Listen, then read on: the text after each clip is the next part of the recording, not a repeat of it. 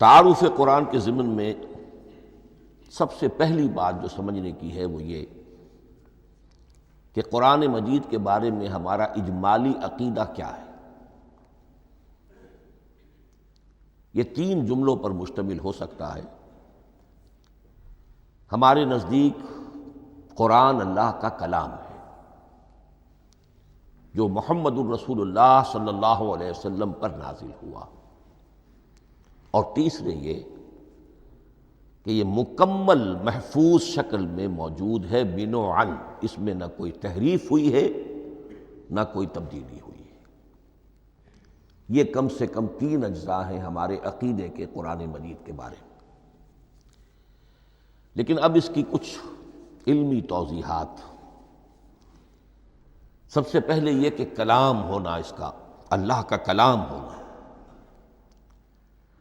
اس لیے کہ آپ کے علم میں ہے کہ تورات جو حضرت موسیٰ علیہ السلام کو دی گئی تھی وہ لکھی ہوئی شکل میں پتھر کی تختیوں پر لکھی ہوئی صورت میں دی گئی تھی، اور قرآن مجید کی تنزیل جو محمد الرسول اللہ صلی اللہ علیہ وسلم پر ہوئی ہے وہ ایک مختلف صورت میں ہوئی ہے۔ اس کو قرآن مجید خود اللہ کا کلام قرار دیتا ہے۔ چنانچہ سورہ توبہ کی آیت ہے، آیت نمبر 6، وَإِنْ أَحَدٌ مِّنَ الْمُشْرِكِينَ اسْتَجَارَكَ فَأَجِرْهُ حَتَّى يَسْمَعَ كَلَامَ اللَّهِ ثُمَّ أَبْلِغْهُ مَأْمَنَهُ۔ جب ہجرت کے 9ویں سال آخری وارننگ دی گئی تھی مشرکین عرب کو کہ اب صرف تمہیں چند مہینے کی مہلت دی جا رہی ہے، اس دوران میں آخری فیصلہ کر لو اسلام قبول کرنا ہے یا نہیں، اس لیے کہ اس کے بعد مشرکین عرب کے لیے کوئی رعایت نہیں ہوگی۔ جو لوگ اسلام قبول نہیں کریں گے انہیں تہہ تیغ کر دیا جائے گا۔ فَإِذَا انْسَلَخَ الْأَشْهُرُ الْحُرُمُ فَاقْتُلُوا الْمُشْرِكِينَ حَيْثُ وَجَدتُّمُوهُمْ۔ جب یہ مہلت ختم ہو جائے تو ان مشرکین کا قتل عام کرو۔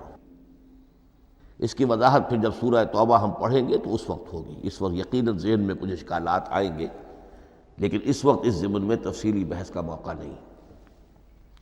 اب اس میں ایک استثناء رکھا گیا کہ ایک مشرک ہے، وہ چاہتا ہے کہ اتنا بڑا چیلنج جو ہمیں دے دیا گیا تو ہمیں موقع دیا جائے کہ ہم آئیں، آپ کے پاس بیٹھیں، کچھ دن رہیں، اللہ کا کلام سنیں، آپ کیا بات منوانا چاہتے ہیں، اس کے لیے کیا دلائل ہیں، اس کو اچھی طرح سمجھیں، اس کا ہمیں موقع ہونا چاہیے۔ اس کے لیے یہ آیت نازل ہوئی کہ وَإِنْ أَحَدٌ مِّنَ الْمُشْرِكِينَ اسْتَجَارَكَ، اے نبی اگر ان مشرکین میں سے کوئی شخص آپ سے پناہ طلب کرے فَأَجِرْهُ، اسے پناہ دیجئے، حَتَّى يَسْمَعَ كَلَامَ اللَّهِ، یہاں تک کہ وہ اللہ کا کلام سن لے۔ ثُمَّ أَبْلِغْهُ مَأْمَنًا، پھر یہ بھی نہیں کہ اسی وقت اسے کہا جائے کہ تم مانتے ہو یا نہیں مانتے، نہیں، پھر اسے اس کے امن کے مقام پر پہنچا دو۔ یہ جو آیت ہے اس میں لفظ کلیئر آ گیا کہ قرآن مجید اللہ کا کلام ہے۔ لیکن اب اسی تل کے اوٹ میں پہاڑ والا مسئلہ ہے، ٹپ آف آئس برگ، اس کے نیچے وہ کتنا بڑا تودہ ہوتا ہے۔ کلام جو ہے اللہ تعالیٰ کی صفت ہے، اور یہ بڑا مسئلہ گہرا ہے، اور علم کلام کا ایک بڑا پیچیدہ مسئلہ ہے کہ ذات باری تعالیٰ اور اس کی صفات کے مابین کیا ربط و تعلق ہے۔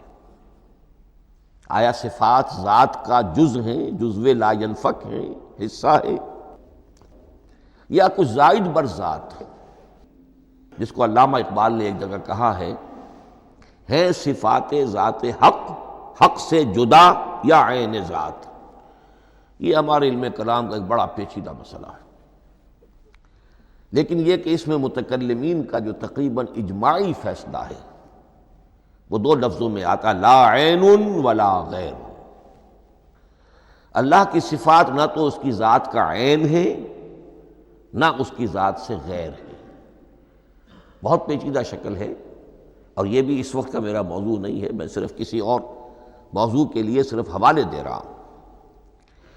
بہرحال قرآن مجید کا جو تعلق ہے ذات باری تعالیٰ کے ساتھ، وہ اس مسئلے سے بخوبی واضح ہو جاتا ہے کہ چونکہ یہ اللہ تعالیٰ کی صفت ہے اور صفت کو ہم یہ نہیں کہہ سکتے کہ وہ ذات باری تعالیٰ سے جدا ہے، یہ بھی نہیں کہہ سکتے کہ اس کی ذات کا جزو لا ینفک ہے۔ کچھ اسی طرح کا تعلق ہے قرآن مجید کا ذات باری تعالیٰ کے ساتھ، لیکن یہ مسئلہ قرآن مجید میں خود بیان ہوا، اور سورہ حشر کی آیت میں تو یہ فرمایا گیا، اللہ تعالیٰ نے اپنے اس کلام کی عظمت کو یوں بیان کیا، وہ عظمت کما ہیا، جیسے کہ وہ فی الواقع ہے، اور جس کا کہ گویا کہ پورا ادراک ہمارے لیے اپنی بہت سی محدودیتوں کی وجہ سے ممکن نہیں ہے، لیکن ایک تمثیل کے پیرائے میں سمجھایا، لو انزلنا ھذا القرآن علی جبل لرأیتہ خاشعا متصدعا من خشیۃ اللہ وتلک الامثال نضربها للناس لعلهم یتفکرون۔ اگر ہم نے اس قرآن کو کسی پہاڑ پر اتار دیا ہوتا تو تم دیکھتے کہ وہ دب جاتا اور پھٹ جاتا اللہ کے خوف سے۔ اور یہ مثالیں ہیں جو ہم لوگوں کے لیے بیان کرتے ہیں تاکہ وہ غور کریں، تدبر کریں، سمجھیں۔ ما لا یدرک کلہ لا یترک کلہ، اگرچہ بتمام و کمال عظمت قرآن کا فہم ان کے لیے ممکن نہیں ہے، لیکن کسی درجے میں تو کچھ انعکاس اس کا ہو جائے، کچھ اندازہ ہو جائے، انسان اپنی ذہنی سطح کے اعتبار سے، اس کی مناسبت سے کسی درجے میں عظمت قرآن کا اندازہ کر لے، تو اللہ تعالیٰ کے ان الفاظ کو سامنے رکھے کہ لو انزلنا ھذا القرآن علی جبل لرأیتہ خاشعا متصدعا من خشیۃ اللہ۔ اب اس آیت کو سمجھنے کے لیے سورہ اعراف کی آیت نمبر 143 کو سمجھنا ہوگا، اسی اصول کے تحت کہ القرآن یفسر بعضہ بعضا، قرآن کا ایک حصہ دوسرے حصے کی تشریح کرتا ہے۔ وہاں یہ واقعہ بیان ہوا ہے کہ حضرت موسیٰ علیہ السلام کو جب اللہ تعالیٰ نے کوہ طور پر طلب فرمایا 30 راتوں کے لیے، جس میں بعد میں 10 کا اضافہ کر کے وہ ایک 40 رات کا ایک کورس بنا، دن رات، اس موقع پر جو مخاطبہ الہی، مکالمہ الہی سے مشرف ہوئے حضرت موسیٰ علیہ السلام، تو ان کی آتش شوق بھڑکی اور انہوں نے بڑی جرأت کر کے یہ درخواست کر دی، رب ارنی انظر الیک، پروردگار مجھے اپنا دیدار بھی عطا فرما، مجھے موقع عنایت فرما، میں تجھے دیکھ سکوں۔ یہ ان کی وہ آتش شوق کا مسئلہ ہے، لیکن جواب کیا ملا؟ لن ترانی، تو مجھے ہرگز نہیں دیکھ سکتے، ولکن انظر الی الجبل فإن استقر مکانہ فسوف ترانی۔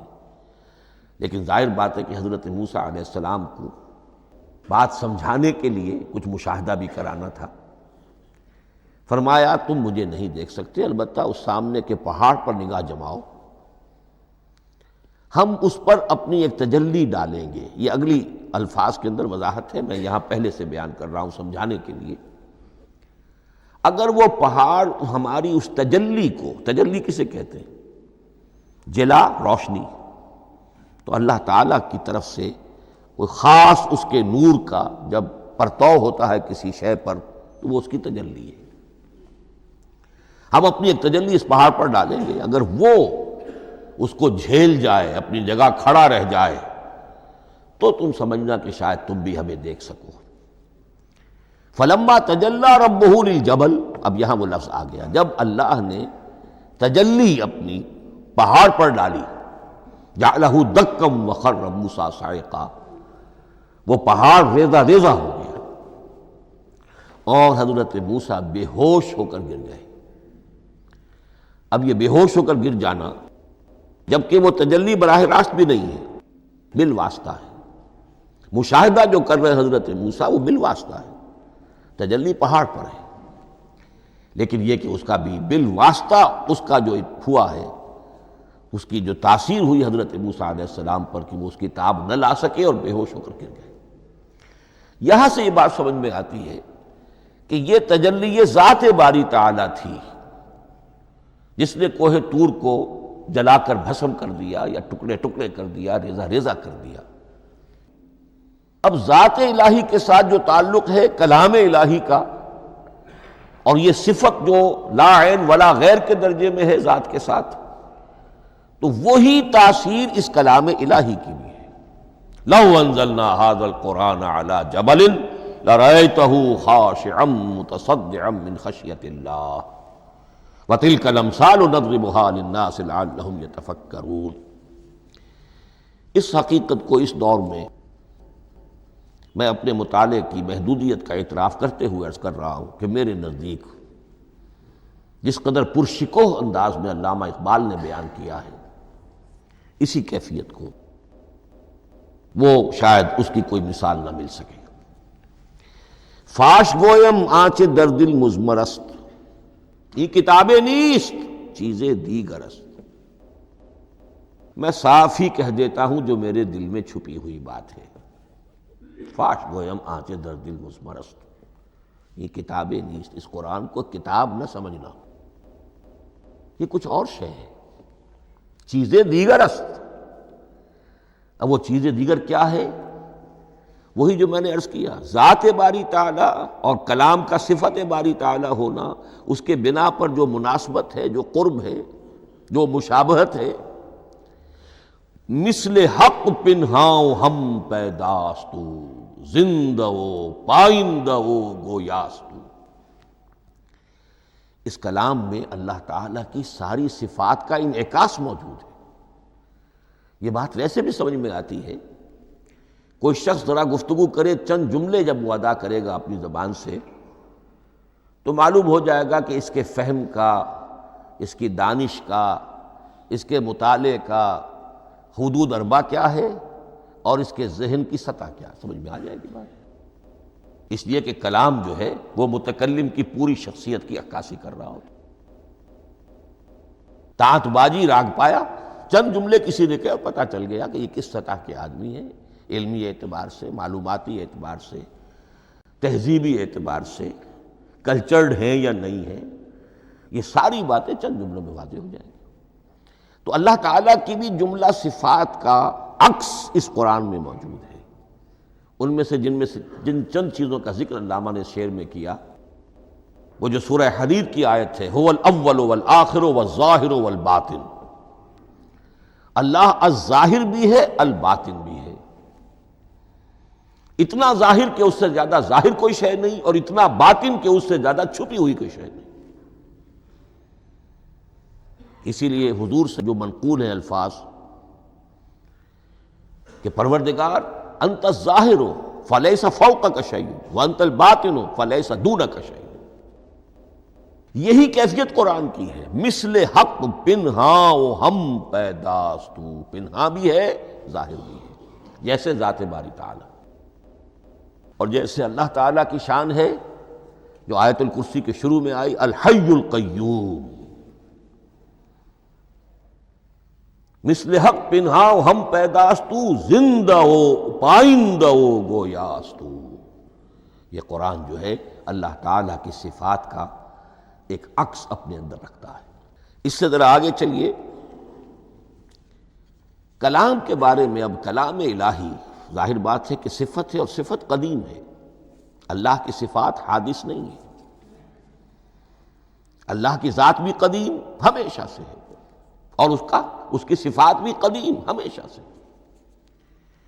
اور یہ جو کلام الہی ہے، ظاہر بات ہے کہ یہ جو ہماری زبان کے حروف و اصوات ہیں،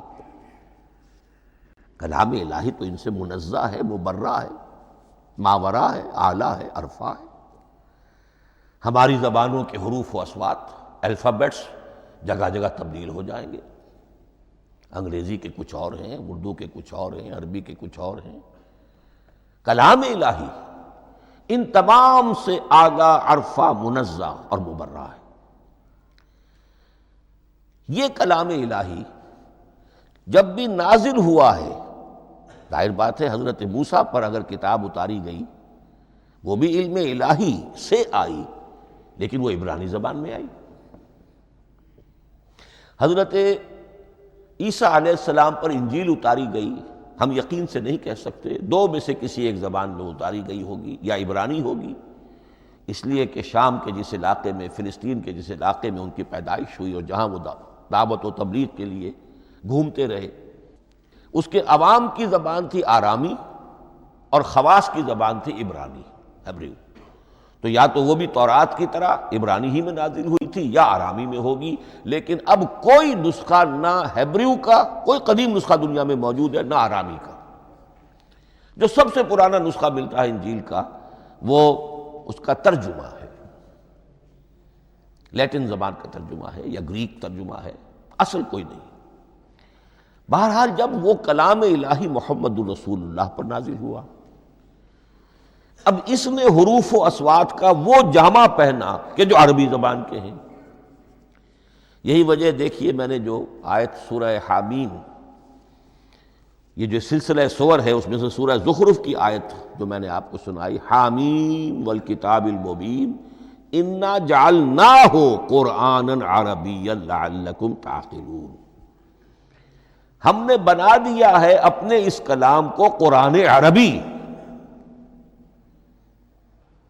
اس کو عربی حروف و اصوات کا جامہ ہم نے پہنا دیا ہے، انا جعلناہ قرآنا عربیا لعلکم تعقلون، کہ چونکہ مخاطب اول جو قوم تھی امیین، ان کی زبان عربی تھی، لعلکم تعقلون، تاکہ تم اس کو سمجھ سکو۔ اب اس سے آگے چلیے، اصل قرآن مجید کے 3 مقامات سے معلوم ہوتا ہے، اصل قرآن اللہ کے پاس ہے۔ یہ قرآن جو ہمارے پاس ہے مصحف عثمان رضی اللہ تعالی عنہ، یہ اس قرآن کی مصدقہ نقل ہے۔ اصل قرآن کہاں ہے؟ ایک جگہ فرمایا بل ہوا قرآن مجید فی لوح محفوظ، لوح محفوظ میں ہے، اصل قرآن وہاں ہے۔ اسی طریقے سے اسی سورہ زخرف کی اگلی آیت کیا ہے؟ ہم نے اسے عربی قرآن بنا کر اتارا، لیکن اصل قرآن کیا ہے؟ وَإِنَّهُ فِي أُمِّ الْكِتَابِ لَدَيْنَا لَعَلِيٌّ حَكِيمٌ، حقیقت میں تو یہ ام الکتاب میں ہے جو ہمارے پاس ہے، اور علی ہے، بہت بلند، حکیم، بڑی حکمت والا، یا محکم مضبوط۔ حکیم کے دونوں معنی ہیں، استحکام بھی اسی ہے کاف اور میم کے مادے سے بنا ہے، کسی شے کا پختہ ہو جانا، مضبوط ہو جانا، اور عقل کی پختگی وہ حکمت ہے، وہ دانائی ہے۔ اس اعتبار سے نوٹ کیجئے، اصل قرآن کہاں ہے؟ لوح محفوظ میں۔ اصل قرآن کہاں ہے؟ ام الکتاب میں۔ اسی کو کہا گیا ہے ایک اور مقام پر، فی صحف مکرمۃ مرفوعۃ مطہرۃ بایدی سفرۃ کرام بررہ۔ یہ قرآن، اصل قرآن تو بڑے صحیفوں میں، ان صحیفوں میں ہے، ان صفحات میں ہے، ان اوراق میں ہے، جس کی شان کیا ہے؟ مکرمۃ، ان کی انتہائی تعظیم کی جاتی ہے، مطہرۃ، نہایت پاک صحیفے، فی صحف مکرمۃ، مرفوعۃ، بلند و بالا، مطہرۃ، بِأَيْدِي سَفَرَةٍ كِرَامٍ بَرَرَةٍ، ان فرشتوں کے ہاتھ میں جو بہت باعزت، بہت اونچے درجے کے، ان کے ہاتھوں میں ہے۔ وہ لوگ ہیں کہ جب جن کی تحویل میں ہے یہ کلام پاک، فی صحف مکرمۃ مرفوعۃ مطہرۃ بِأَيْدِي سَفَرَةٍ كِرَامٍ بَرَرَةٍ۔ اب اسی کو بیان کیا ہے سورہ واقعہ میں، فلا اقسم بمواقع النجوم، تو نہیں، میں قسم کھاتا ہوں ستاروں کے ڈوبنے کی جگہ کی۔ وَإِنَّهُ لَوْ تَعْلَمُونَ لَقَسَمٌ عَظِيمٌ، وَإِنَّهُ لَقَسَمٌ لَوْ تَعْلَمُونَ عَظِيمٌ، اور اگر تم جان سکتے تو یہ بہت بڑی قسم ہے جو ہم نے کھائی ہے، بہت بڑی گواہی ہے جو ہم نے پیش کی ہے۔ اب تدریجاً اس کا انکشاف ہو رہا ہے۔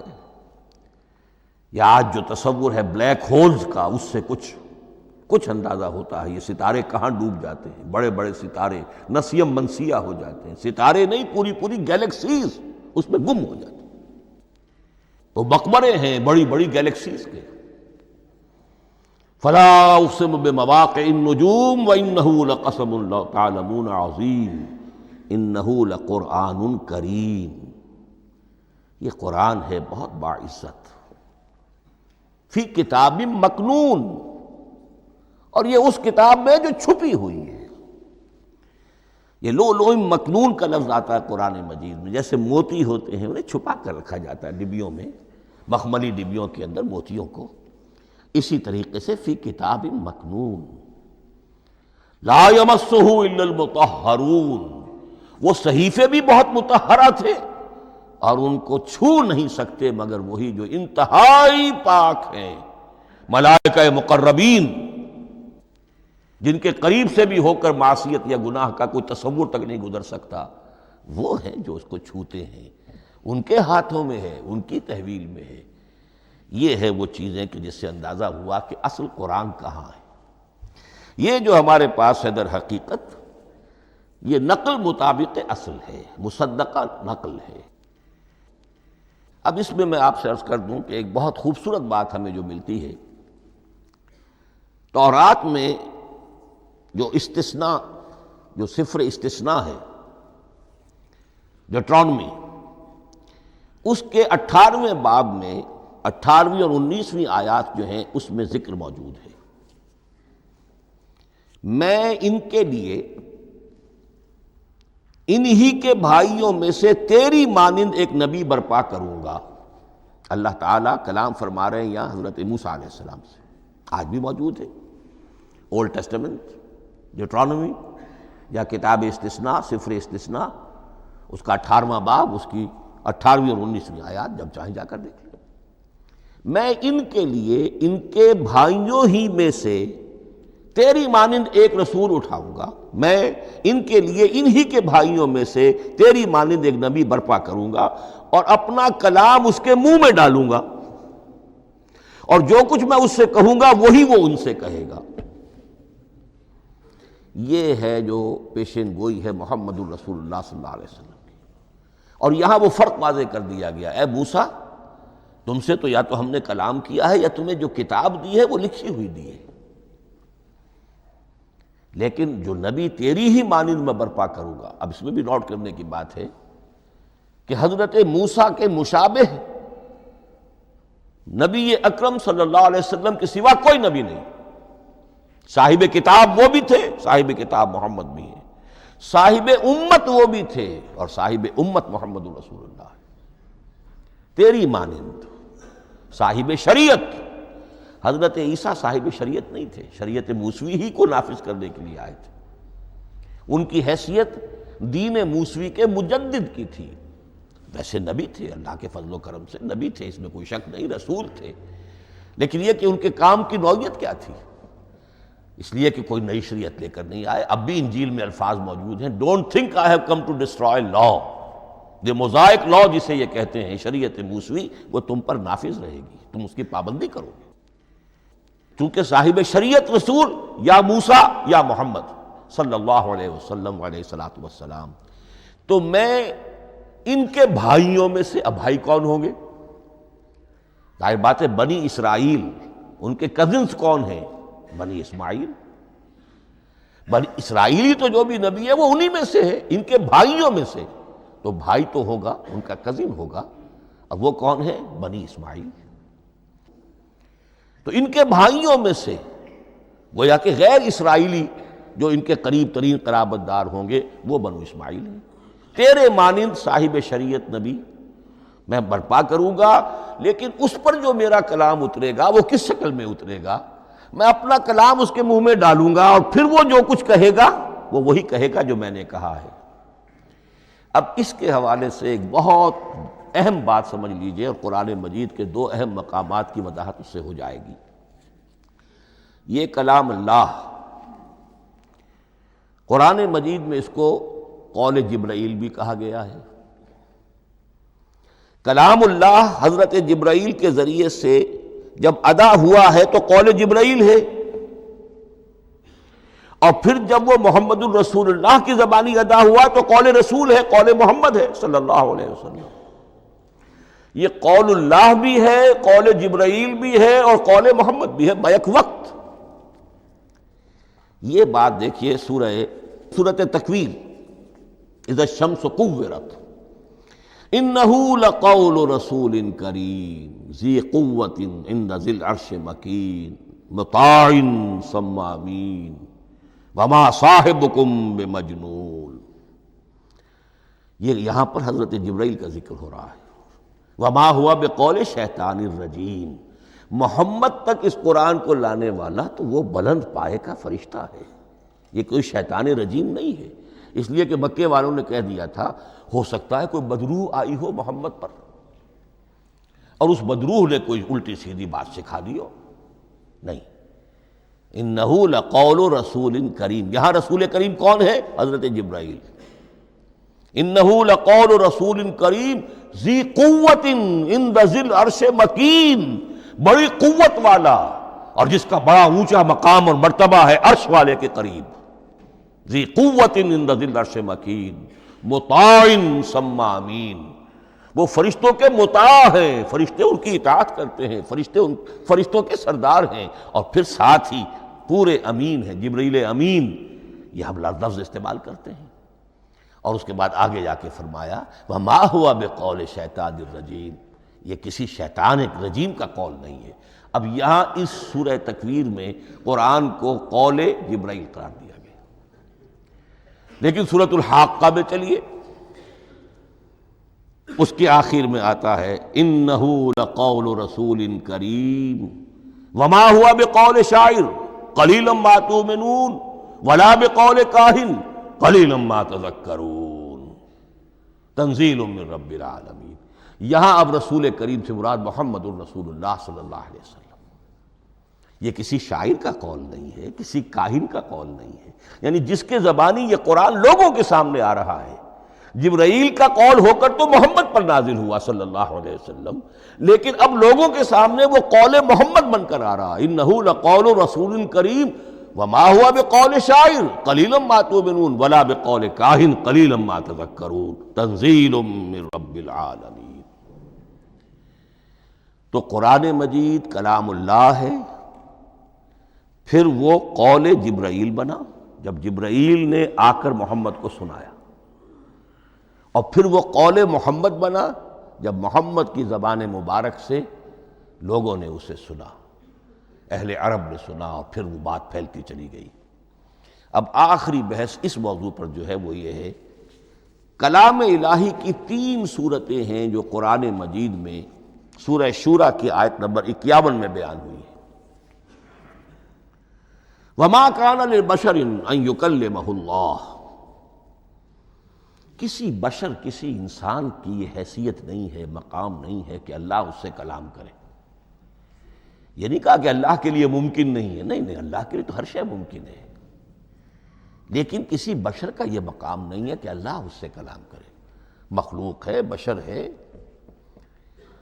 ما کان لبشر ان یکلمہ اللہ الا اب 3 شکلیں آئیں، الا وحیا او من وراء حجاب او یرسل رسولا فیوحی باذنہ ما یشاء انہ علی حکیم۔ 3 صورتیں ہیں کلام الہی کی، یا تو براہ راست اللہ وحی کرتا ہے بغیر کسی فرشتے کی درمیان میں ذریعہ بنائے ہوئے، اسی کا نام الہام ہے، اسی کا نام تحدیث ہے۔ یہ غیر نبی کے ساتھ بھی ہوتا ہے۔ حضور نے فرمایا ہر نبی کی امت میں محدث ہوتے تھے جن سے اللہ کلام کرتا تھا، اور میری امت کا محدث عمر ہے رضی اللہ تعالی عنہ۔ محدث، محدث نہیں، محدث کے معنی ہے علم حدیث کا ماہر۔ امام بخاری محدث ہیں، امام مسلم محدث ہیں۔ محدث تحدیث سے مفعول بنا، جس سے بات کی جاتی ہے، محدث۔ اللہ بات کرتا ہے، اللہ دل میں ڈال دیتا ہے، القاء ہو جاتا ہے، الہام ہو جاتا ہے، کوئی فرشتہ درمیان میں نہیں، براہ راست۔ دوسری شکل کلام کی کیا ہے؟ او من وراء حجاب، یہ ہمارے علم کی حد تک صرف حضرت موسیٰ علیہ السلام کی شان ہے، استثنائی شان ہے۔ وَكَلَّمَ اللَّهُ مُوسَىٰ تَكْلِيمًا، اور موسیٰ کے ساتھ تو اللہ نے کلام فرمایا جیسے کہ کلام کیا جاتا ہے۔ فرق کیا تھا؟ من ورائے حجاب، پردہ تھا، دیکھ نہیں سکتے تھے، تبھی تو ان کی وہ آتش شوق بھڑکی تھی۔ کیا قیامت ہے کہ چلمن سے لگے بیٹھے ہیں، صاف چھپتے بھی نہیں، سامنے آتے بھی نہیں، کلام بھی فرما رہے ہیں، لیکن یہ کہ بات مجھے دیدار عطا کرنے کے لیے تیار نہیں، رب ارنی انظر الیک۔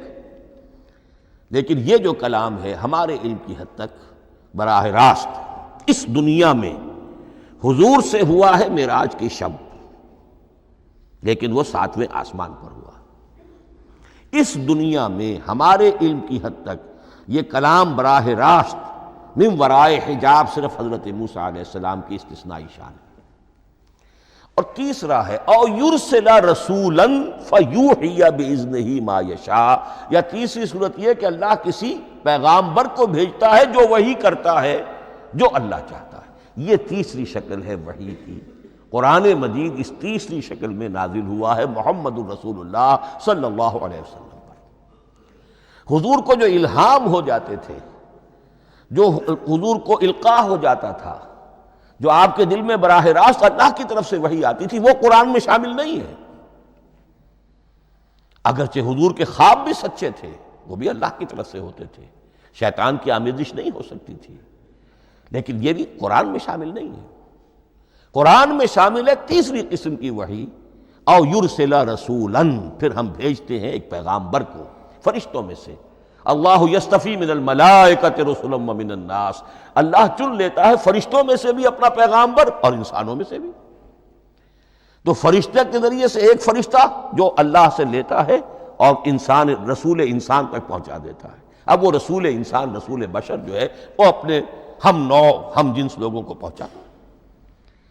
تو اللہ یستفی من الملائکۃ رسلا ومن الناس، یہاں وہی بات فرمائی او یرسل رسولا فیوحی باذنہ ما یشاء، پھر وہ وحی کرتا ہے اللہ کے حکم سے جو اللہ چاہتا ہے۔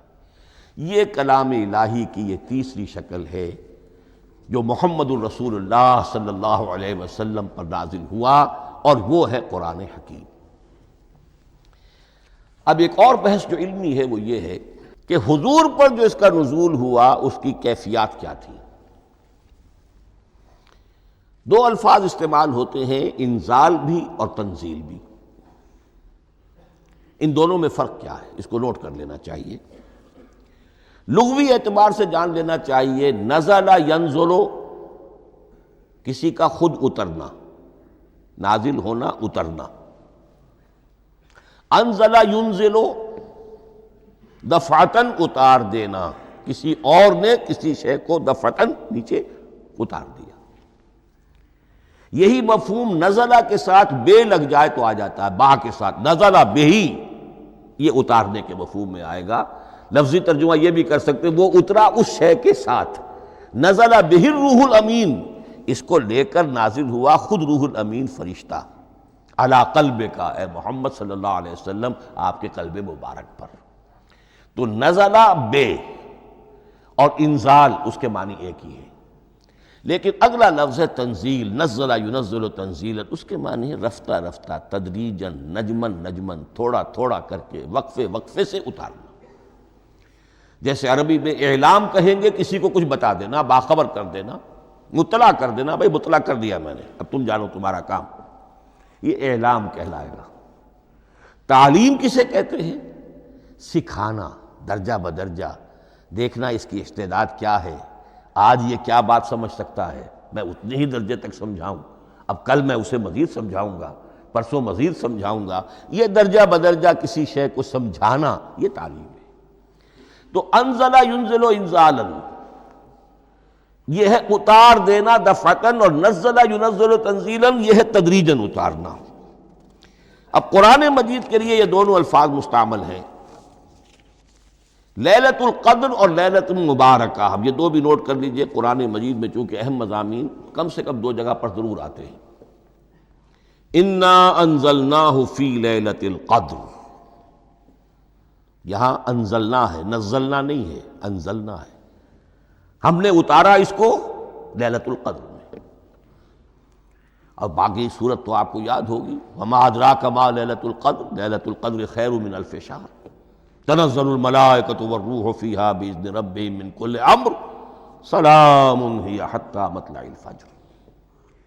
لیکن یہ اہم مضمون قرآن مجید میں دوسری جگہ بھی ہے۔ سورہ دخان کے شروع میں فرمایا حامیم والکتاب المبین انا انزلناہ فی لیلۃ مبارکۃ انا کنا منذرین فیہا یفرق کل امر حکیم امرا من عندنا انا کنا مرسلین رحمتا من ربک انہ هو السمیع العلیم۔ یہ لیلۃ المبارکہ ہے، ایک ہی ہے، لیلۃ القدر اور لیلۃ المبارکہ، ان دونوں کے لیے وہی انزلنا کا لفظ آیا۔ لیکن یہ کہ سابقہ کتابوں کے اعتبار سے قرآن مجید کا فرق واضح کیا گیا ہے۔ مثلا سورہ نساء کی آیت نمبر 136 بہت نمایاں ہے، بہت نمایاں ہے۔ وہاں فرمایا گیا یا ایھا الذین آمنوا آمنوا باللہ ورسولہ والکتاب الذی نزل علی رسولہ والکتاب الذی انزل من قبل۔ اے ایمان کے دعوے دارو، حقیقتاً ایمان لاؤ، ایسے ایمان لاؤ جیسے ایمان لانے کا حق ہے، اللہ پر بھی اور اس کے رسول پر بھی، اور اس کتاب پر بھی جو اللہ نے اپنے رسول پر نازل فرمائی، اور اس کتاب پر بھی جو اللہ نے پہلے نازل فرمائی۔ لیکن نازل کے لیے یہاں آیا حضور کے لیے والکتاب الذی نزل علی رسول، تنزیل کی شکل میں، اور تورات کے لیے والکتاب الذی انزل من قبل، وہ تو دفعۃ واحداً لکھی ہوئی تختیوں کی شکل میں حضرت موسیٰ علیہ السلام کو دے دی گئی تھی۔ تو یا ایھا الذین آمنوا آمنوا باللہ ورسولہ والکتاب الذی نزل علی رسولہ والکتاب الذی انزل من قبل۔ یہ جو تنزیل ہوئی ہے حضور پر، یعنی لیلۃ القدر میں جو رمضان مبارک میں ہے، پورا قرآن لوح محفوظ سے، کتاب مکنون سے، ام الکتاب سے نقل کر کے اتار دیا گیا سمائے دنیا تک۔ پہلا آسمان جسے ہم کہتے ہیں سمائے دنیا، وہ آسمان جو قریب ترین ہے دنیا کے، وہاں سے اب یہ درجہ بدرجہ تھوڑا تھوڑا، چند آیتیں، چند سورتیں، پھر آیتیں، پھر سورتیں، یہ نازل ہوا محمد الرسول اللہ صلی اللہ علیہ وسلم پر۔ گویا کہ پہلا مرحلہ انزال کا ہے، پورا قرآن لوح محفوظ یا کتاب مکنون یا ام الکتاب سے نقل کر کے اتار دیا گیا سمائے دنیا تک۔ یہ ہے انزل ینزل انزالا، انا انزلناہ فی لیلۃ القدر انا انزلناہ فی لیلۃ مبارکہ۔ لیکن محمد الرسول اللہ پر یہ نازل ہوا اب تھوڑا تھوڑا، نجمن نجمن، درجہ بدرجہ، تدریجاً۔ یہ ہے تنزیل۔ اس تنزیل کی حکمت قرآن مجید میں بیان ہوئی ہے، اور اس اعتبار سے کہ اہل عرب نے، اہل مکہ نے اعتراض کیا تھا کہ یہ پورا قرآن کیوں نہیں محمد ایک ہی مرتبہ پیش کر دیتے صلی اللہ علیہ وسلم۔ اس میں جو چیز مضمر تھی وہ یہ تھی کہ چونکہ یہ حقیقت میں اللہ کا کلام نہیں ہے، یہ محمد کا اپنا کلام ہے، تو کوئی شاعر دنیا میں ایسا نہیں ہے جو ایک دم اپنا پورا دیوان دے دے۔ وہ تو ساری عمر میں تھوڑا تھوڑا، آج غزل کہی، کل قصیدہ کہا، پرسوں کچھ اور کہا، پھر وہ جمع ہوتا ہے تو وہ دیوان بنتا ہے۔ اسی طریقے سے تو یہ کر رہے ہیں۔ اگر یہ اللہ کا کلام ہوتا تو بیک وقت آ جاتا۔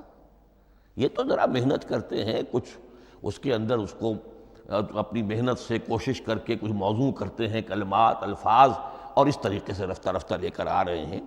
اس لیے ان کا اعتراض نقل ہوا ہے یہ وَقَالَ الَّذِينَ كَفَرُوا لَوْلَا نُزِّلَ عَلَيْهِ الْقُرْآنُ جُمْلَةً وَاحِدَةً، انہوں نے کیوں نہیں اترا یہ قرآن پورا کا پورا ایک ہی بار؟ یہ اعتراض تھا۔ اس اعتراض کے جو جوابات دیے گئے ہیں وہ نوٹ کیجئے کہ لوگوں کے حق میں یہ مفید ہے، یہ پورے قرآن کا تحمل ایک وقت میں کر نہیں سکتے۔ یہ پورا قرآن تو ایک ہی مرتبہ اگر پہاڑ پر بھی اتار دیا جاتا تو وہ پھٹ جاتا، دب جاتا۔ وَقُرْآنًا فَرَقْنَاهُ لِتَقْرَأَهُ عَلَى النَّاسِ عَلَى مُكْثٍ وَنَزَّلْنَاهُ تَنزِيلًا، سورہ بنی اسرائیل آیت 106۔ یہ وہ قرآن ہے جس نے ہم نے جس کو ٹکڑے ٹکڑے کر کے فرق نہ ہو، فرق توڑ دینا، تھوڑا تھوڑا کر کے ہم نے کر دیا، لِتَقْرَأَهُ عَلَى النَّاسِ عَلَى مُكْثٍ، تاکہ آپ اسے پڑھ کر سنائے لوگوں کو وقفے وقفے سے، تاکہ وہ سہار سکیں، سنبھال سکیں، برداشت کر سکیں۔ وَنَزَّلْنَاهُ تَنزِيلًا، اسی وجہ سے ہم نے اسے نازل کیا ہے بطرز تنزیل، بطرز انزال نہیں، بطرز تنزیل۔ وَقُرْآنًا فَرَقْنَاهُ لِتَقْرَأَهُ عَلَى النَّاسِ عَلَى مُكْثٍ وَنَزَّلْنَاهُ تَنزِيلًا۔ ایک حکمت تو ہو گئی عوام کے لیے، ایک حکمت خود رسول کے لیے صلی اللہ علیہ وسلم۔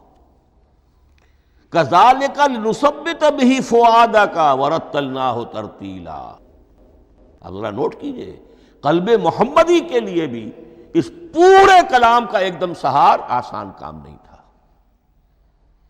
یہ اس لیے، یہ اسی سورہ الفرقان کی جو آیت کا میں نے ایک حصہ آپ کو سنا دیا تھا، اسی کے اندر اس کا جواب آیا ہے، اسی آیت میں، آیت نمبر 32 ہے یہ سورہ فرقان کی۔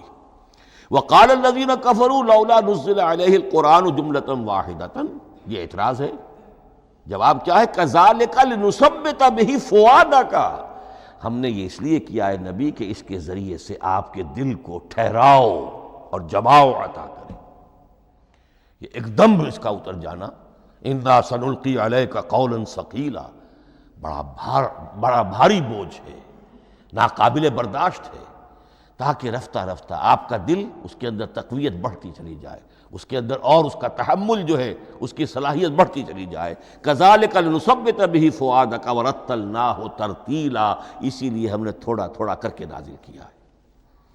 وَلَا يَأْتُونَكَ بِمَثَلٍ إِلَّا جِئْنَاكَ بِالْحَقِّ وَأَحْسَنَ تَفْسِيرًا، ساتھ ہی فرمایا کہ یہ لوگ جو بھی اعتراض کریں گے ہم اس کا جواب بھی اور بہترین تعویل بھی آپ کو دے دیں گے۔ اب اگلی بحث یہ ہے، یہ قرآن کب اور کہاں نازل ہوا؟ یہ عام معلوماتی شے ہے، اس میں کوئی پیچیدگی نہیں ہے، لیکن اس کی اہمیت ہے، بہت ضروری ہے، وہ میں انشاءاللہ اگلی بحث میں جب کہ قرآن کے سمجھنے کے جو اصول ہیں ان کو بیان کروں گا تو وضاحت سے بات آئے گی۔ یہ کہ یہ عام معلوماتی ایک ہمارے ذہن میں خاکہ رہنا چاہیے، زمان و مکان کا کیا رشتہ ہے قرآن کے ساتھ۔ قرآن نازل کب ہوا؟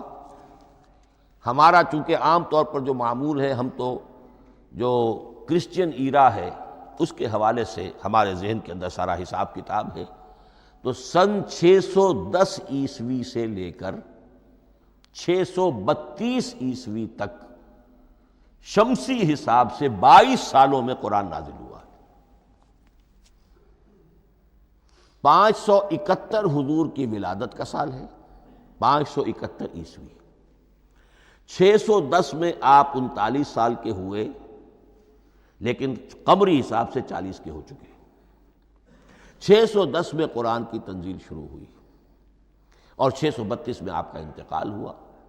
22 برس زمانی اعتبار سے نقشہ ذہن میں رکھیے، اور اسے ہم اگر دوسرے حساب سے کہیں گے تو عام الفیل، وہ جو ابرہہ آیا تھا بیت اللہ کو ڈھانے کے لیے، وہ سال عربوں میں بہت مشہور ہو گیا تھا، اور وہی سال حضور کی ولادت کا ہے، تو عام الفیل ہی میں حضور کی ولادت ہوئی، لہذا 40 عام الفیل میں قرآن مجید کا نزول شروع ہوا، اور 11 ہجری تک یہ 23 برس بنتے ہیں قمری حساب سے۔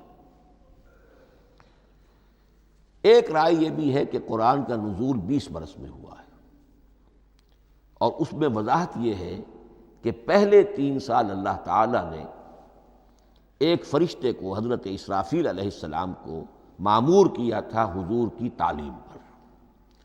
دنیاوی اعتبار سے حضور نے کوئی تعلیم حاصل نہیں کی، آپ امی تھے، آپ نے دنیاوی اعتبار سے کسی کے سامنے زانو تلمس طے نہیں کیا، کہیں کوئی تعلیم حاصل نہیں کی، کہیں کوئی تحصیل علم نہیں کی، لیکن اللہ تعالیٰ نے علمہ شدید القویٰ، اللہ تعالیٰ نے جو کچھ انہیں سکھایا ہے، جو علم انہیں عطا کیا ہے، تو ایک روایت یہ ہے کہ 3 برس تک، اور اس کے بعد پھر قرآن نازل ہونا شروع ہوا، تو 20 برس تک قرآن نازل ہوا۔ لیکن وہ لوگ بھی مانتے ہیں کہ سورہ علق کی آیتیں نازل ہو چکی تھی، پھر 3 برس کا وقفہ ہے۔ سورہ علق کی آیتیں کیا ہے؟ جو پہلی وحی ہے، اقرا بسم ربک الذی خلق خلق الانسان من علق اقرا وربک الاکرم الذی علم بالقلم علم الانسان ما لم یعلم۔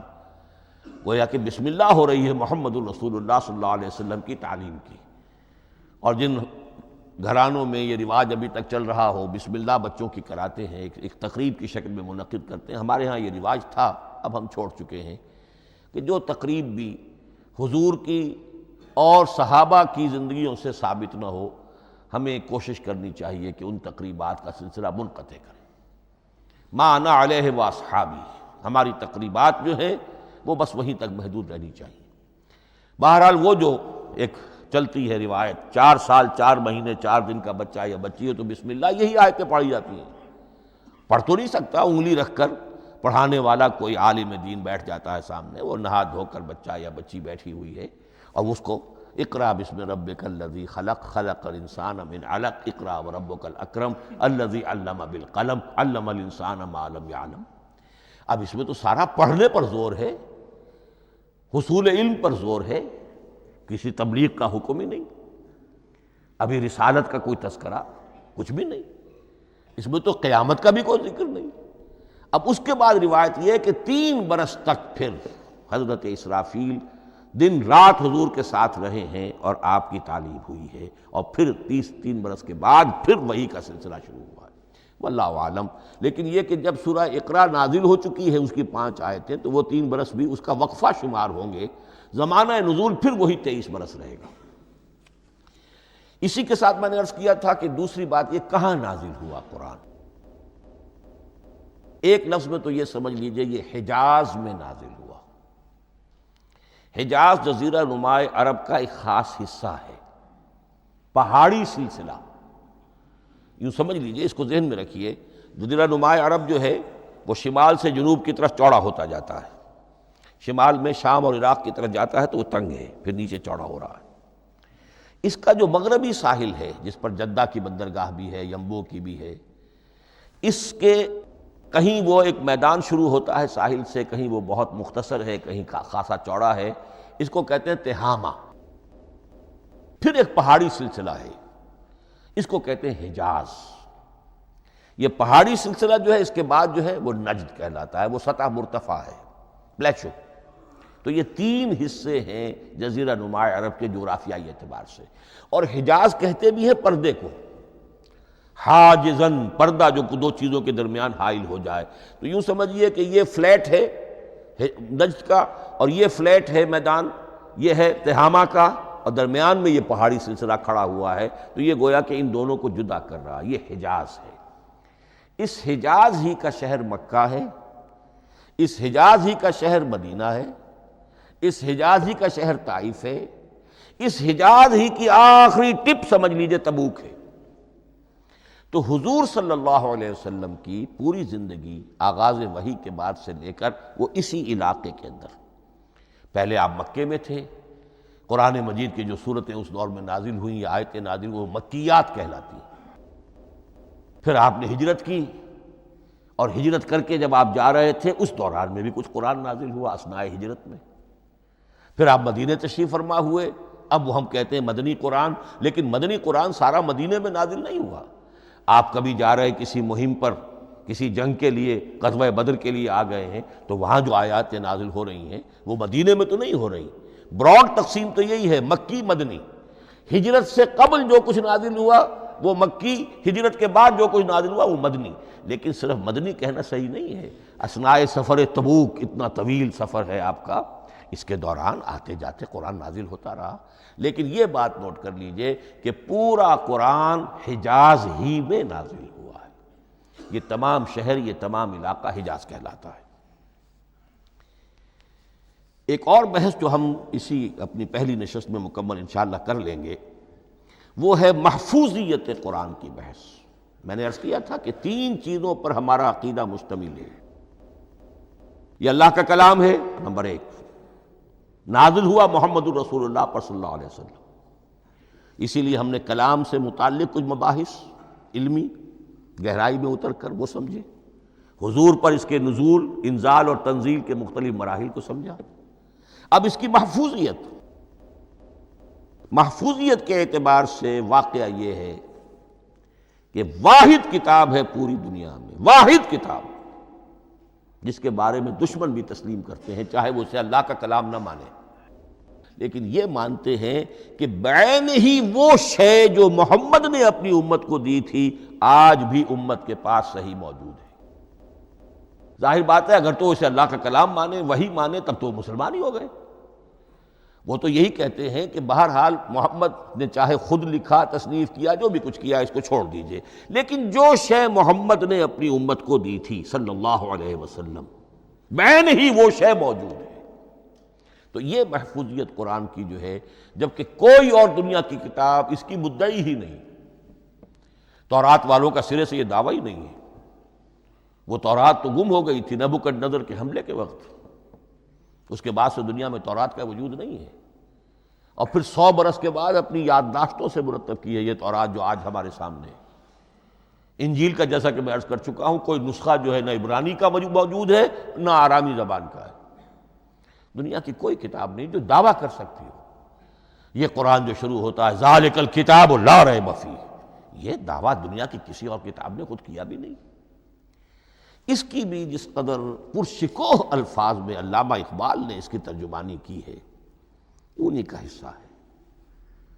حرف اورا ریب نئے، تبدیل نئے، آیش شرمندہ تعویل نئے۔